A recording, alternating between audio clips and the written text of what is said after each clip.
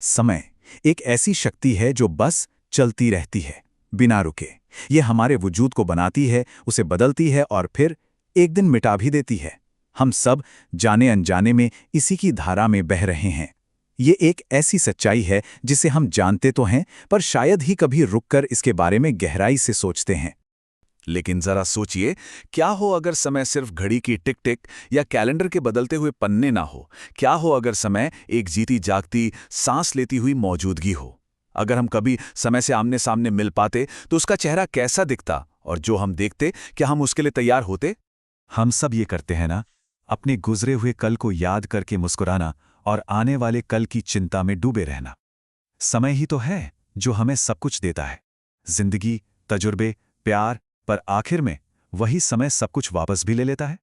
बिल्कुल एक माँ की तरह, जो जन्म भी देती है और अपने ही बनाए हुए को खत्म भी कर देती है। यही समय का सबसे गहरा और भयानक पहलू है, और यही हमें देवी काली के स्वरूप तक ले जाता है।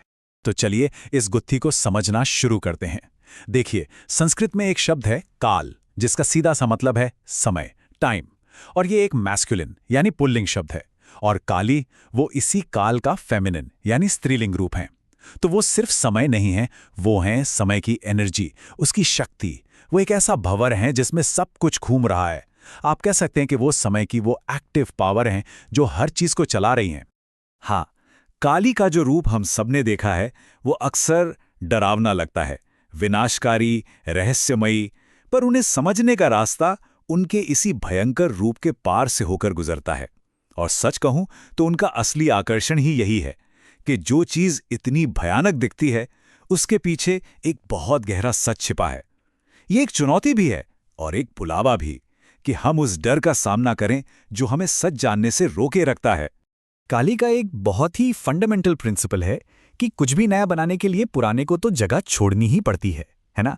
जन्म के साथ मृत्यु जुड़ी है और विकास के साथ पतन। असल में क्रिएशन और डिस्ट्रक्शन यानी सृजन और विनाश एक ही सिक्के के दो पहलू हैं। काली बस इसी बदलाव की, इसी ट्रांसफॉर्मेशन की देवी हैं। वो हमें याद दिलाती हैं कि जिंदगी का पहिया चलता रहे, इसके लिए दोनों ही जरूरी हैं। असल में देखें तो समय ही तो जिंदगी है, और जिंदगी क्या है?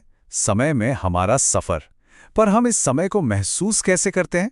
अपनी सांसों से, अपनी धड़कनों से, अपनी जीवन शक्ति से, जिसे हम प्राण कहते हैं।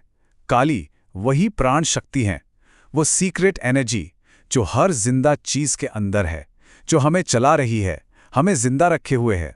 तो ये है वो चेहरा, समय का चेहरा। ये है काली का पूरा स्वरूप। और हाँ, पहली नज़र में ये शायद थोड़ा परेशान कर सकता है, थोड़ा डरावना लग सकता है, पर यह तस्वीर डराने के लिए नहीं है। इसे एक सिंबॉलिक मैप की तरह देखिए, एक नक्शा जो हमें जगाने के लिए बना है, हमें अपने ही अंदर की गहराइयों में ले जाने के लिए। इसके हर प्रतीक का एक बहुत गहरा मतलब है। चलिए इस मैप को जरा करीब से पढ़ते हैं, एक एक करके।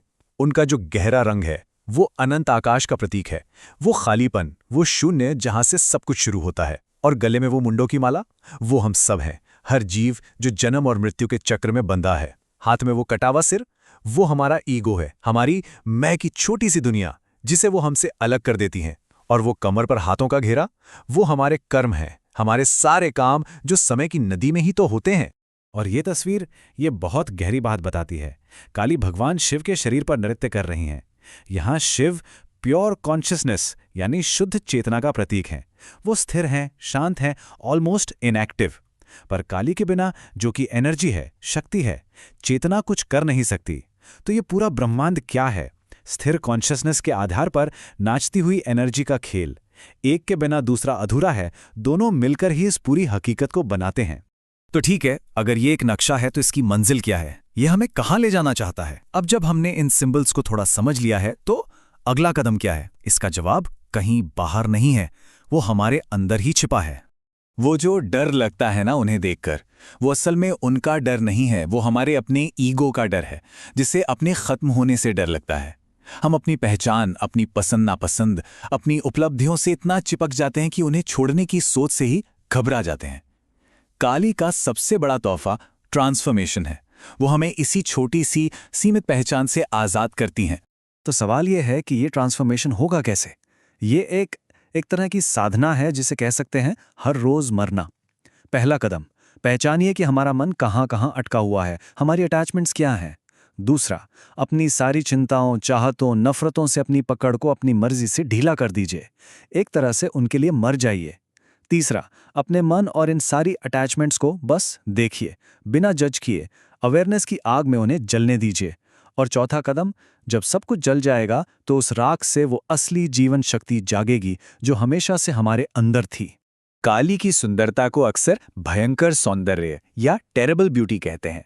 सुनने में थोड़ा अजीब लगता है ना, पर सोचिए, जो दिव्य सुंदरता है वो इतनी बड़ी और सच्ची होती है कि उसके सामने हमारी दुनिया की छोटी मोटी खूबसूरती फीकी पड़ जाती है। ये हमें हमारी कंफर्टेबल, जानी पहचानी दुनिया से बाहर खींचती है, और ये खिंचाव हमारे ईगो को, हमारी आदतों को भयानक लगता है। तो देखिए, समय हमारे सामने हमेशा एक चॉइस रखता है। एक रास्ता है अपनी छोटी सी नश्वर पहचान से चिपके रहना, जो एक दिन तो वैसे भी खत्म हो ही जाएगी। इस रास्ते पर सिर्फ डर और फ्रस्ट्रेशन है। और दूसरा रास्ता है अपनी मर्जी से इन सारे अटैचमेंट्स को एक सैक्रिफाइस की तरह अर्पित कर देना। और यही रास्ता हमें हमारी असली शाश्वत हकीकत से मिलाता है। देखिए, बलिदान तो होना ही है। या तो समय हमसे सब कुछ छीन लेगा, या हम खुद ही उसे अर्पित करके आज़ाद हो सकते हैं। और इसी आज़ादी को निर्वाण कहा जाता है। वो अवस्था जहां सारी इच्छाएं घुल जाती हैं, शांत हो जाती हैं। काली की शक्ति जब हमारे अंदर जागती है तो वो हमारी ही बनाई दीवारों को, हमारी सेल्फ इम्पोज्ड लिमिटेशंस को तोड़ देती है, ताकि हम उस सबसे परे जा सकें जिसे हम जानते हैं, जिसे हम मैं कहते हैं। यही असली मुक्ति है। और जब ये समझ आती है ना, तो दुनिया को देखने का नजरिया ही बदल जाता है।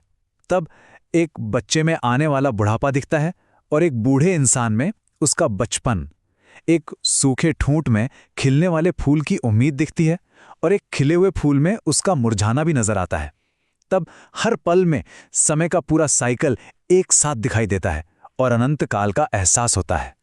तो आखिर में काली को समझना किसी बाहरी देवी को समझने के बारे में नहीं है।